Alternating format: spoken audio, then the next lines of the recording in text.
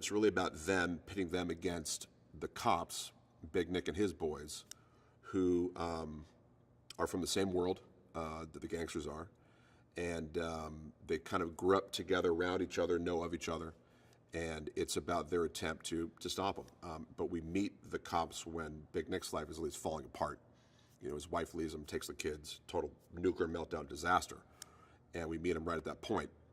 And we meet Merrimen when he's getting out of prison and deciding to basically take on the biggest heist of all. So these two sides are going to clash, and it's about the inevitability of that, all centered around the big heist, of course, and about the sort of the fatalistic, you know, it's the destiny that they're going to basically clash, and the tragedy of that, really, because we get to know all of them, get to know all their lives, and the inevitability of their sort of demise is what we're building towards.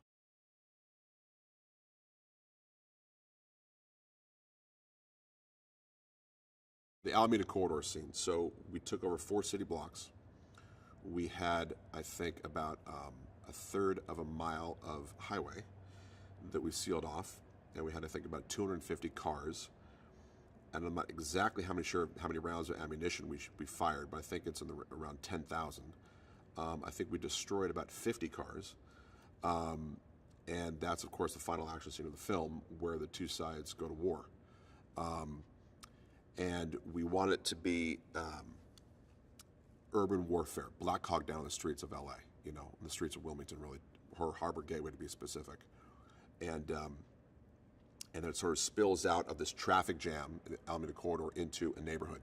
And then when we get to the neighborhood, it's a little bit like the scene in Point Break, where it's just constant running and jumping over fences and walls, running through backyards and alleys, and it's this inertia, this constant movement.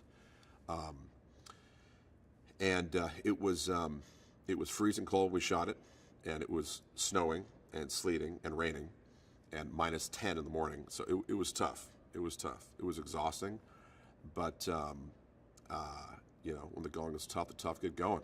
So it was great. We killed it. The sequence is going to be, I think, incredible.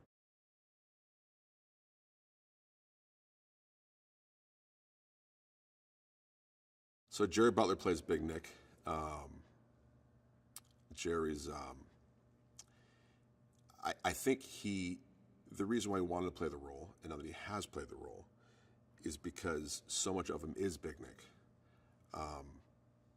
That, you know, he's from Scotland, he's a big dude, he's a Klansman, he's a tough guy, and this brought out all of that in him, you know. He sort of tapped into, maybe for the first time since playing Leonidas, you know, he's sort of tapped into that sort of like uber alpha male, you know, just, you know, rabid dog kind of thing. And he'd always, you know, joke with me that I'm Big Nick, but it was amazing to watch him in the role because he just completely embodied it. Once he got down, like the accent and like the whole sort of body language and the look, it's pretty much when he got the look on right before he started shooting, with sort of the final touches of, like, you know, the facial hair and like his jacket he wore and the boots that he wore and all that kind of stuff. Once we drilled down on that, he was unbelievable. I mean, every single scene, he just killed it.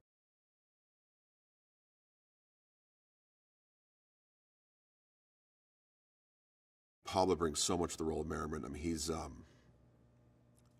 Pablo's hyper intelligent, and he also has great authority. When he walks in the room, it's like, whoa, like there's something. You know, that dude's done something in his life. You know, he's strong, he's tall, he's athletic. He's got this look, this intense look.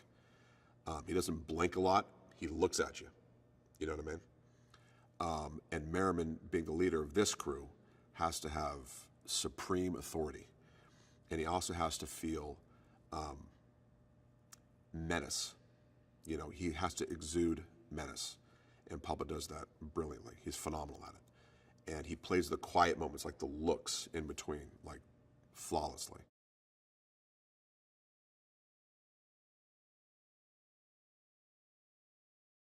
I wanted to cast as many guys that are from the world that the movie's about as possible.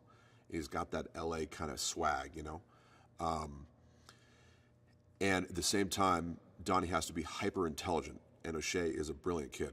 He's incredibly bright guy. But at the same time, he's got that rooting interest, like he's very, very sort of lovable. But he's got gangsta in him too. You know what I'm saying? I mean, he's got that whole that LA street thing going on, which is just killer. So you have to like him. He's got to sort of be tough enough, but not too tough. It's a very, very tough balance of the character, because you have to believe that he would hang with that crew, because these guys are, I mean, the baddest of the bad. They're all alpha males, and he has to be able to hang with them.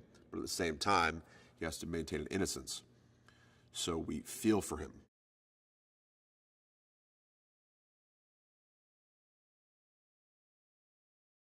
He just brings authority. He's got he's got a phenomenal gravitas and what he's been through in his life. How he grew up in the streets. I mean, he's the real deal. Been shot 9 times, the whole thing. So he doesn't have to fake anything. I mean, he can just stand there and look at you, and that's all he needs to do. He's like kind of that old school kind of thing where he just has this look that I love.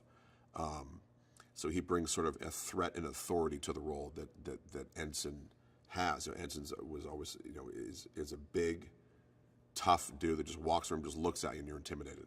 And 50 brings that all day long.